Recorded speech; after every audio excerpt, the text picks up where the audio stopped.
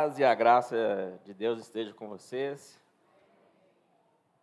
A leitura de hoje se encontra em Tito, capítulo 3, versículos de 1 a 8. Tito, capítulo 3, versículos de 1 a 8.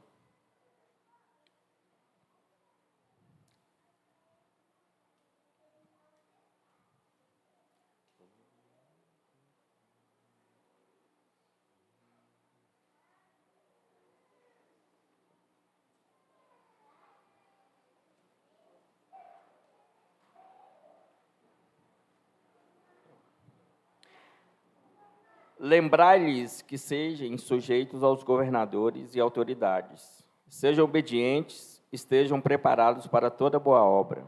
Que a ninguém difame, e não sejam briguentos, mas pacíficos, mostrando toda mansidão para com todos os homens.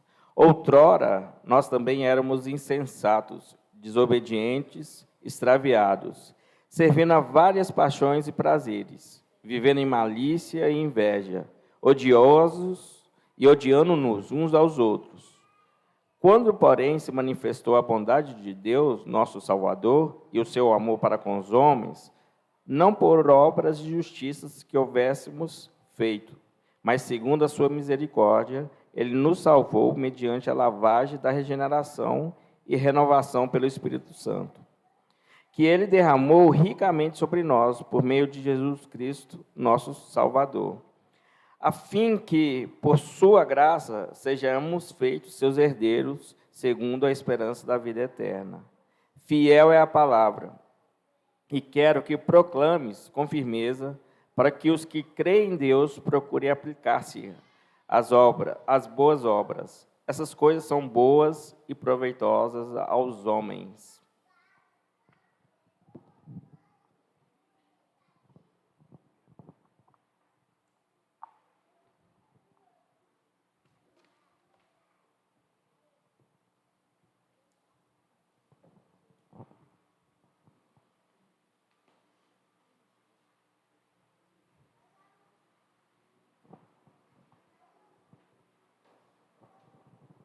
Bom dia, irmãos.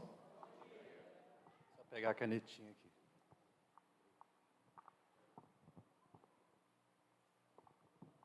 Bom, hoje eu quero falar com vocês sobre boas obras. Incrível que o culto foi caminhando nesse sentido. Deus é maravilhoso. Será que nós já sabemos tudo sobre isso? Será que nós estamos atentos a isso? Temos praticado isso de acordo com o que Deus espera? Irmãos, lá em Lucas, capítulo 18, versículo de 10 a 13, Jesus nos conta a parábola do fariseu e do publicano. Ele diz que ambos foram orar lá no templo. E que havia ali o fariseu que orava a Deus se vangloriando dos seus feitos, do que ele fazia, do que ele deixava de fazer, e até chegou a prepotência de se comparar com um cobrador de impostos que ali estava, se vangloriando diante de Deus. Por outro lado, o publicano, o cobrador de impostos, Jesus disse que ele nem mesmo ousava levantar os seus olhos para o céu, e que ali contrito, ele clamava a Deus por misericórdia, porque era um pecador. Essa parábola, irmãos, ela me chama muito a atenção. Na verdade, ela até me incomoda. Um fariseu e um publicano. Um religioso e um pecador. E quem é que teve a oração realmente ouvida e foi justificada por Deus no final? Foi justamente o pecador, o cobrador de impostos. Há um risco, irmãos, perceptível de, ao longo dos anos, a gente se tornar apenas um religioso. É possível a gente ser um religioso, né? A gente está há muitos anos na fé, está bastante envolvido com a igreja, com as atividades da igreja, mas também estar distante de Deus. Nem sempre ter muita Bíblia, muita oração, muita igreja,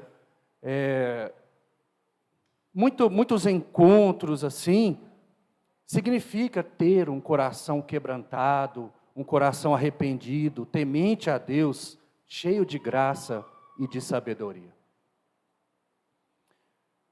Recentemente, nós fomos a uma festa de família, aniversário de 4 anos da menininha, do parente da Thaís, e lá eles me convidaram para fazer uma oração, pedindo a Deus que abençoasse aquela criança. Eu dei um breve discurso no meio daquele tanto de gente, muitos ali até estranhos para mim, e fiz a oração como me pediram. E parece que gostaram. Pouco tempo depois, eu fui a uma outra festa nessa mesma família, comemorando o aniversário de uma senhora de 90 anos. E ali, na hora do parabéns, Kleber, você podia fazer uma oração pela minha avó? Faço, vou fazer sim. E fiz a oração. E eu fiquei pensando sobre isso, sabe? Refleti. Quinta-feira, fomos a um cachorro-quente para comemorar o aniversário do sobrinho da Thaís, e adivinha? De novo. Kleber, ora, por favor. Oro, claro que oro. Irmãos, vejam a imagem que eu estou passando para os parentes da Thaís. Você já pensou nisso? A imagem que você está vendendo aí fora? Será que é isso mesmo que eu estava procurando? Ser reconhecido no meio das pessoas, nos meios dos meus? Que diferença que essa minha imagem está fazendo na vida das pessoas? A última coisa, irmãos, que eu quero para mim é se passar por alguém religioso. Não é esse o meu propósito. Eu não quero que as pessoas me veem como alguém religioso. Eu quero que as pessoas me veem como alguém que serve a Deus e que tem uma intimidade com Deus, de jeito que eu posso falar com Deus e elas quererem isso também para a vida delas. É isso que a gente tem que querer. Qual é o seu sonho enquanto cristão? O que você e eu ainda podemos fazer nessa caminhada da fé? Será que nós já fizemos tudo o que tinha que fazer? Qual é o meu sonho? Será que eu quero ser um pregador? Será que eu quero ser um evangelista?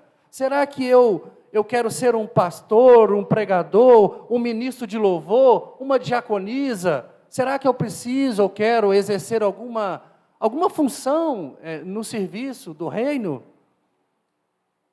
Será que eu já cheguei aonde eu queria chegar? Já é o suficiente? Eu não tenho mais nada que possa fazer? Como será que está o meu id? Será que o meu id já virou um já chegou? Ou já passou? Eu não preciso mais fazer mais nada? Já fiz muito? Efésios capítulo 4, versículo 13, diz assim, que nós devemos buscar a medida da estatura de Cristo. Isso é muito alto. A pergunta é, nós já conseguimos chegar a essa medida? Nós vamos conseguir chegar um dia? É fato que nós não conseguimos. Não. Nós ainda não somos perfeitos como Cristo é. Nenhum de nós. Então, irmãos, nós precisamos crescer mais, muito mais, muito mais. Tiago, capítulo 2, versículo 14 a 17, está projetado aí para você. Meus irmãos, que aproveita se alguém disser que tem fé e não tiver as obras, porventura a fé pode salvá-lo? E se o seu irmão ou a irmã estiverem nus e tiverem falta de mantimento cotidiano, e algum de vós lhe disser, ide em paz, aquentai-vos e fartai-vos, e lhes não derdes as coisas necessárias para o corpo, que proveito virá daí? Assim também a fé, se não tiver as obras, é morta em si mesmo. Eu não quero entrar aqui muito no contexto da relação entre fé e obras, porque o Baal já nos explicou muito bem sobre isso há um tempo atrás. Mas o ponto-chave aqui é que a nossa fé, ela não vale nada, ela é morta, se ela não for acompanhada por boas obras. E aí eu pergunto, e o que são essas boas obras? Já pararam para pensar? O que são boas obras? Praticar boas obras, irmãos, significa fazer aquelas coisas que estão de acordo com a vontade de Deus. E isso eu afirmo a vocês, baseado em Tiago 1,17, que diz que tudo o que é bom, todo o dom perfeito, vem do alto. E isso inclui, irmãos, as boas obras, que precisa ter um lugar no nosso relacionamento com Deus e com o nosso próximo. Os crentes, eles são chamados à prática das boas obras. Não é possível ser um verdadeiro seguidor de Jesus e, ao mesmo tempo, negligenciar a necessidade das boas obras. Existe religião sem frutos. Existe fé sem obras, mesmo que seja inoperante. Tem fé na boca, no falar, mas não tem fé na prática. Não tem uma vida piedosa, não tem amor, sabe? Não demonstra o amor de Deus, o caráter de Deus através do nosso viver, do seu viver. Não adianta, irmãos, estar aqui todo domingo, sabe? Ter igreja, ter pregação, ter louvor, você dar a sua oferta, ter tudo o que você quiser. Se não demonstra a fé por obras, então isso é só uma fachada. É só uma roupa de crente. É assim que é dito? Além disso, irmãos, um dos aspectos mais importantes das boas obras é justamente o seu caráter misericordioso. Quando os crentes se engajam na prática das boas obras, eles acabam refletindo um dos atributos de Deus, que é a misericórdia. Efésios 2,4 diz que Deus é rico em misericórdia. E 2 Coríntios 1,3 diz que Deus é o Pai das misericórdias. Então, irmãos, é naturalmente esperado que aqueles que são feitos filhos de Deus sejam também misericordiosos. Não diz o ditado que filho de peixe, peixinho é? Deus não é misericordioso? Então nós não somos filhos de Deus? Precisamos ser misericordiosos também. Não é verdade? A palavra misericórdia, ela significa ter compaixão uns pelos outros. A gente ouve falar por aí de obras de caridade. Será que há diferença entre obras de caridade e boas obras da Bíblia? Há alguns princípios muito importantes que a gente precisa entender sobre a prática das boas obras. O homem natural, por si só, ele pode realizar obras de caridade que são socialmente boas, né, do ponto de vista do ser humano. Apesar do pecado, irmãos, nem todos os homens são tão ruins quanto poderiam ser. Tem muita gente ruim, mas também tem muita gente boa por aí. Não é, Bruno? Você não falou sobre isso aí? Tem muita gente boa que ainda não conhece o Evangelho. Foi isso que você disse, né? Ainda há no homem comum uma certa consciência moral, sabe? e isso explica para nós por que há tantos ímpios que eles estão sempre envolvidos em algumas obras sociais, né, obras de caridade, fazem boas ações, participam de ONGs, mutirões, alguns movimentos para ajudar pessoas necessitadas, e às vezes eles não professam nenhuma fé. Porém, do ponto de vista de Deus, irmãos, será que tudo que parece ser bom aos nossos olhos pode ser considerado boas obras? Já pararam para pensar nisso?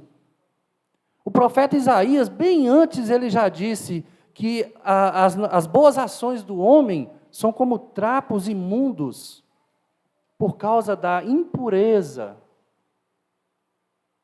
Diante de Deus, nossos atos de justiça podem ser trapos de imundície. É por isso, irmãos, que as nossas boas obras, elas só podem ser agradáveis diante de Deus se forem frutos de uma verdadeira fé. Sem fé é impossível agradar a Deus. As verdadeiras boas obras não são aquelas que são carregadas de boas intenções humanas, não é isso, mas são aquelas que provêm da justiça de Cristo. O homem comum, ele pode realizar boas ações, mas as boas obras que realmente agradam a Deus são provenientes da fé. A fé não é fruto de boas obras, mas as boas obras são frutos da fé. Então, irmãos, nós podemos dizer que as boas obras, elas são diferentes de obras de caridade. Porque as boas obras provêm da fé, mas as obras de caridade provêm do homem bom, da consciência do indivíduo, do desejo de serem vistos, por que não? E até aqueles que esperam receber alguma recompensa de Deus por praticar o bem. Como praticar, então, boas obras? A Bíblia ensina, em Efésios 2, capítulo 10, que nós somos criados em Cristo para as boas obras, as quais Deus preparou para que andássemos nelas. É o que Deus espera. De acordo com a leitura que nosso irmão André Santos fez em Tito, capítulo 3, o proceder do cristão, ele precisa ser de estar sempre pronto a fazer tudo o que é bom. Nós devemos estar prontos, irmãos, para poder ajudar. Nós devemos ser também pacíficos, amáveis e mansos. Ter controle, sabe, irmãos, das nossas atitudes, controlar os nossos ânimos. Às vezes a gente fica nervoso mesmo, né, Jaime? Mas a gente tem que fazer a reflexão igual você fez, irmão. É isso mesmo. A Bíblia fala que Moisés foi o mais manso dos homens que já pisou nessa terra. E olha que ele nem foi perfeito. Então, se nós não somos tão mansos quanto ele, é muito exigido de nós. Que nós devemos, sim, praticar o controle das nossas ações. E Paulo, ele finaliza dizendo que os que creem em Deus devem se empenhar na prática das boas obras. Empenhar, irmãos, significa a gente se dedicar muito no que está sendo proposto, a gente se esmerar, a gente se esforçar, se sacrificar para praticar boas obras. Em Atos capítulo 10, versículo de 1 a 4, a gente vê a história do centurião Cornélio.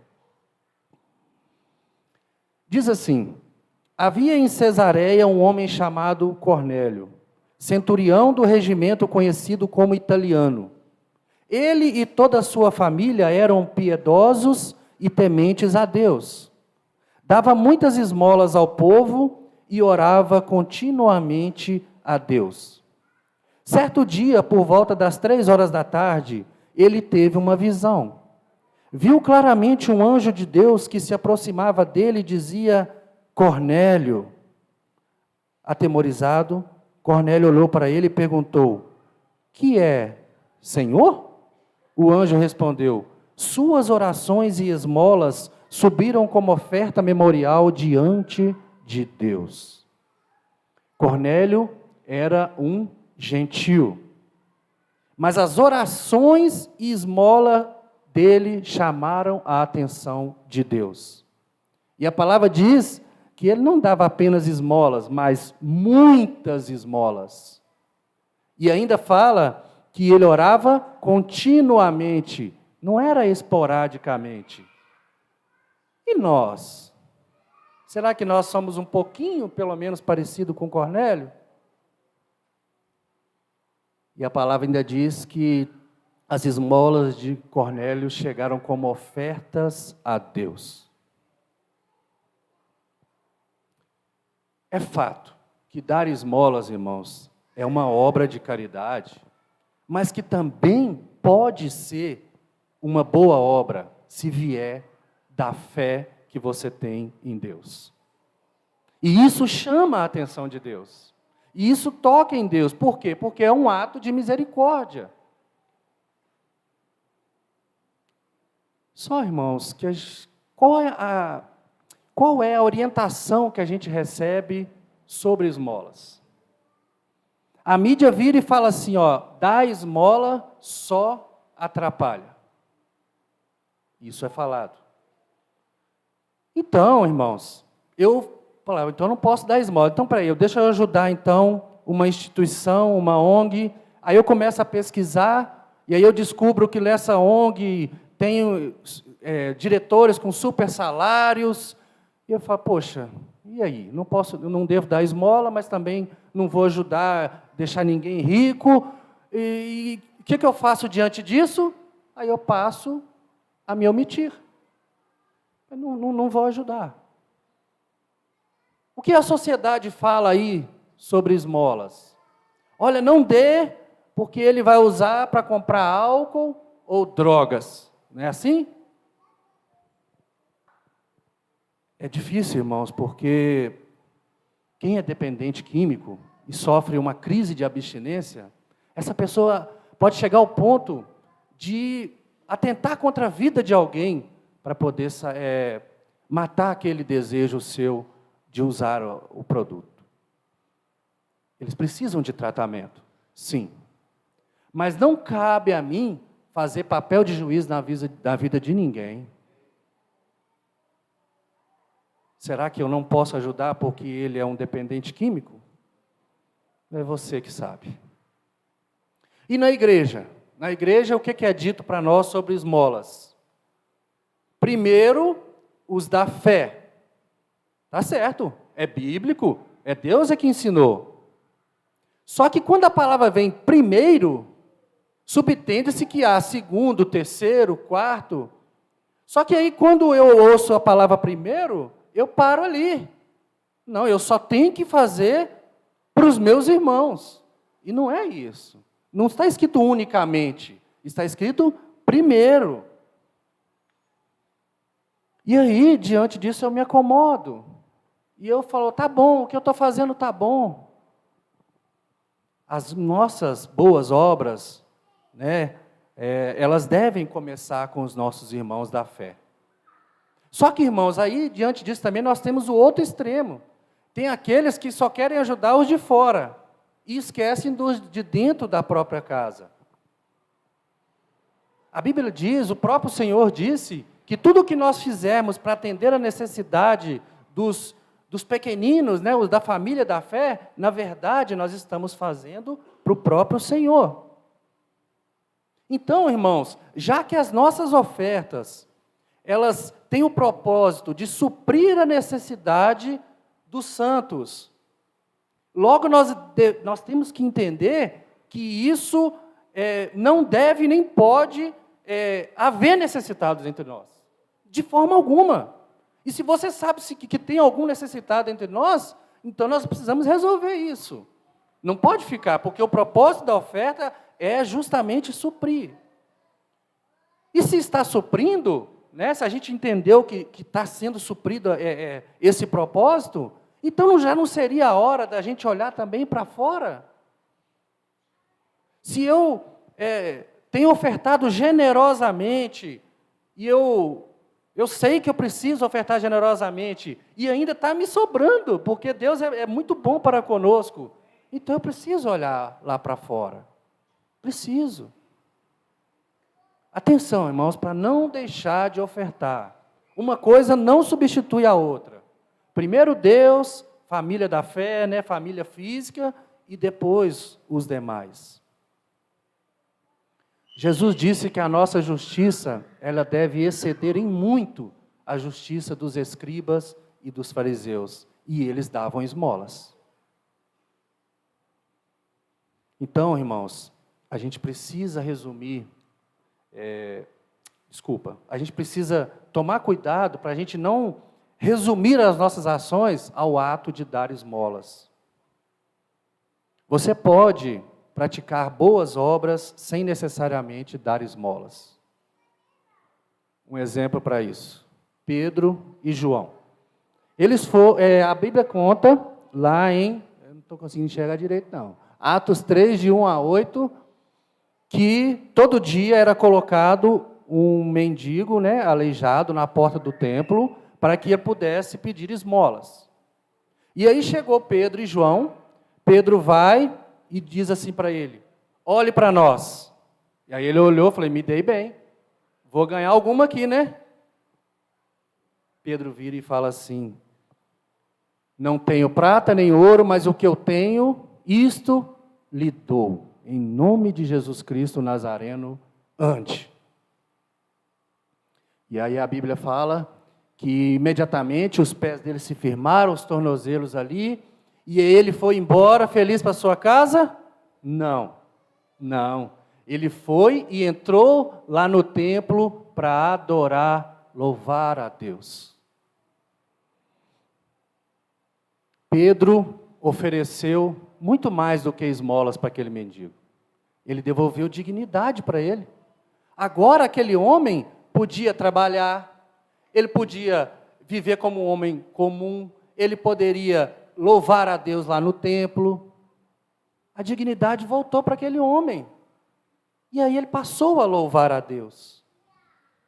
Alguns exemplos práticos de boas obras, irmãos. E que vai além de dar esmolas. Às vezes as pessoas resumem as boas obras em dar esmolas, mas não é só isso. As pessoas têm muito mais necessidade do que apenas fome. Ofertar é uma boa obra, porque supre a necessidade dos irmãos. Interceder pelos irmãos em oração é uma boa obra. Lembre-se da mãe da Ariane. Lembre-se de todos os pedidos que foram feitos aqui hoje. Interceda a Deus por essas pessoas. Trabalhar em ministérios, buscando o desenvolvimento dos dons espirituais dos irmãos, é uma boa obra. Ir a um velório é uma boa obra, e isso Dona Maria da Luz fazia com excelência. Ela sempre estava ali presente, era um dom da nossa querida irmã. Visitar um irmão doente é uma boa obra. Fazer almoço para os irmãos, como foi feito no domingo passado, também é uma boa obra, porque promove comunhão na igreja do Senhor. Ajudar a bater uma laje, limpar a casa de uma irmã, porque ela está doente, hospedar um irmão de outra cidade, que está passando por aqui, e isso o Jaime faz com excelência, né, irmão? Glória a Deus, né, irmão? Estudar a Bíblia com alguém é uma boa obra. O João, há 2 domingos atrás, nos falou que evangelizar é um exercício de boas obras. Domingo passado, o Jaime veio e trouxe mais para nós sobre a necessidade da gente ir e fazer discípulos. A gente deve lembrar sempre, irmãos, que o Evangelho, ele é o maior tesouro que a gente pode compartilhar com alguém. Por mais que a gente precise se engajar aí nessas atividades sociais para cuidar das pessoas, a gente jamais pode esquecer da nossa missão principal, que é levar o Evangelho. Distribuir pão ao faminto não substitui o apresentar ao pecador o pão vivo que desceu do céu. Esse é o maior alimento que a pessoa pode receber. Uma boa obra é aquela que agrada a Deus. E Jesus? Jesus também exerceu boas obras, é claro. O que Jesus fez por nós? Ele se entregou por nós. Ele terminou a sua missão. Ele foi até o fim. Ele deu a sua vida por você, irmãos. Ele derramou o seu amor sobre nós. Ele agiu com misericórdia. Ele nos ensinou muito, irmãos, sobre misericórdia. A sua graça nos alcançou. E isso tudo, irmãos, tem a intenção de nos influenciar para que nós sejamos imitadores dele também. Que nós possamos viver na prática das boas obras. Tito, capítulo 2, versículo 14, ele se entregou por nós a fim de nos remir de toda maldade e purificar para si mesmo um povo particularmente seu, dedicado à prática das boas obras. Não existe exemplo maior do que o exemplo de Cristo. Tudo o que ele fez, todas as suas obras foram em obediência ao Pai e por amor a cada um de nós, inclusive aos que o perseguiam. Hebreus, capítulo 10, versículo 24, prestemos atenção uns aos outros para nos estimularmos ao amor e às boas obras. Nós devemos nos estimular ao amor, nós devemos e podemos agir com compaixão, com misericórdia, seja pela doação de alimento, mas também tudo o que for preciso para resgatar a dignidade e a cidadania de alguém. E quando as pessoas veem nós agindo assim com boas obras, elas sentem a necessidade de dar glórias a Deus, porque nós estamos demonstrando o que Deus faz primeiro na nossa vida. Jesus, ele ensinou que a nossa luz, ela deve resplandecer entre os homens, para que vendo as nossas boas obras, elas glorifiquem ao Pai que está no céu. Foi isso que o mendigo que foi curado fez. Ele foi glorificar a Deus pela boa obra que foi feita na vida deles. Que Deus ajude-nos a oferecer a esse mundo o grato testemunho de que o Evangelho ele entrou nos nossos ouvidos, ele foi para o nosso coração e ele chegou até as nossas mãos para que nós possamos fazer boas obras. Eu quero concluir deixando um desafio para vocês. O que nós vamos fazer se ainda não temos praticado essas tais boas obras? João Batista, ele disse lá em Lucas capítulo 3, versículo 11, que quem tem 2 túnicas, dê uma a quem não tem nenhuma. Quem tem comida, faça o mesmo. João Batista. Resumindo, ele disse, ame o seu próximo. Aquilo que vocês podem fazer, irmãos, façam. Você tem um pouco mais de comida? Então dê para quem não tem nada. Faça o possível. Né? Às vezes é difícil, a gente não pode fazer muito. Às vezes são muitas pessoas pedindo. Mas se você pode aliviar a carga de alguém, né? Seja a pessoa está com 3 contas de luz, você pagar uma conta para ele. Ela está cozinhando lá na lenha porque não tem dinheiro para comprar um botijão de gás. Abençoe essa pessoa com um botijão de gás. Porque se de alguma forma você puder amenizar o sofrimento da pessoa, você vai estar fazendo o plano e o projeto de Deus valer na sua vida. Desde que nós nos mudamos lá para Contagem, raramente passa uma semana sem que alguém toque a nossa campainha para pedir alguma coisa. Às vezes nós ajudamos, às vezes não.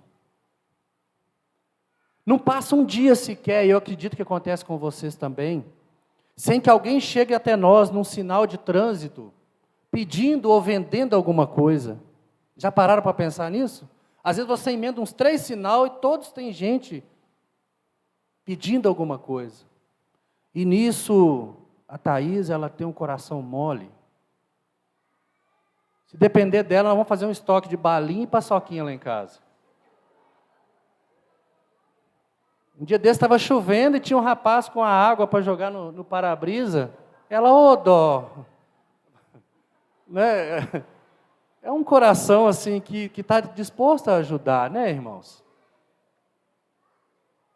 Nós não podemos ajudar todo mundo, mas todo mundo pode ajudar alguém. Os status do Ronaldo são os melhores, são edificantes, né? Os meus é tudo tranqueira, né, Ronaldo? E eu peguei esse do aquáriozinho aí, ó, do peixinho ajudando o outro, do status do irmão. Eu fico olhando e me edifica também, viu, irmão?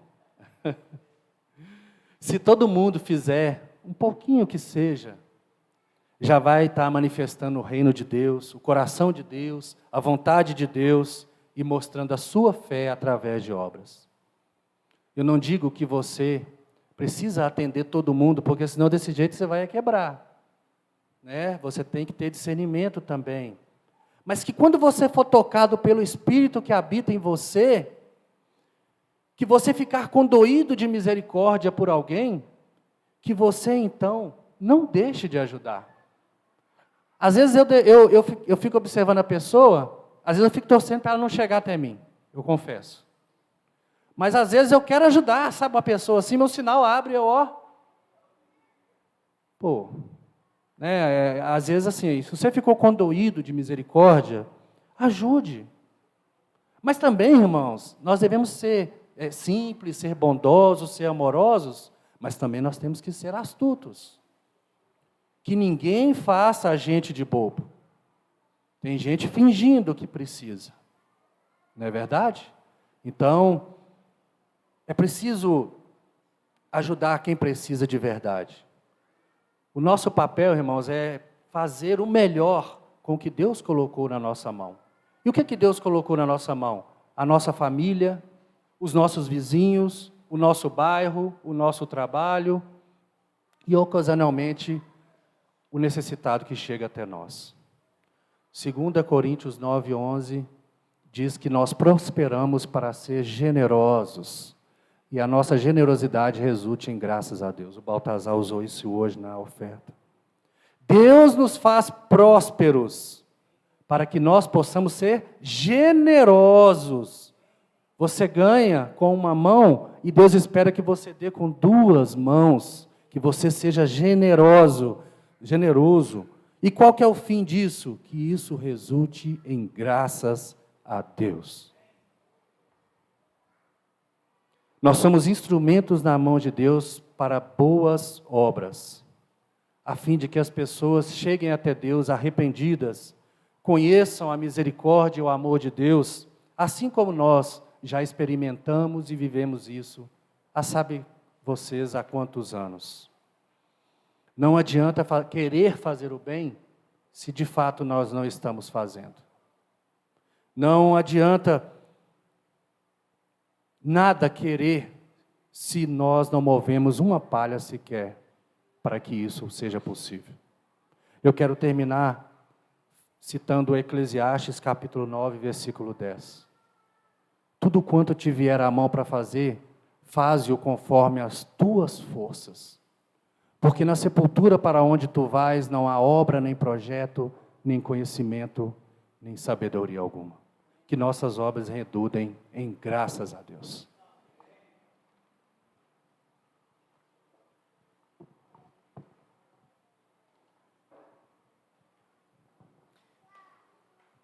Queremos agradecer, irmão Kleber, que Deus continue te usando para a honra e glória do Senhor. Eu vou convidar a igreja a se colocar de pé. Eu gostaria que você fosse para o seu lar, para a sua semana, pensando nesse cântico para a honra e glória do Senhor. Amém? Como aqui, eu quero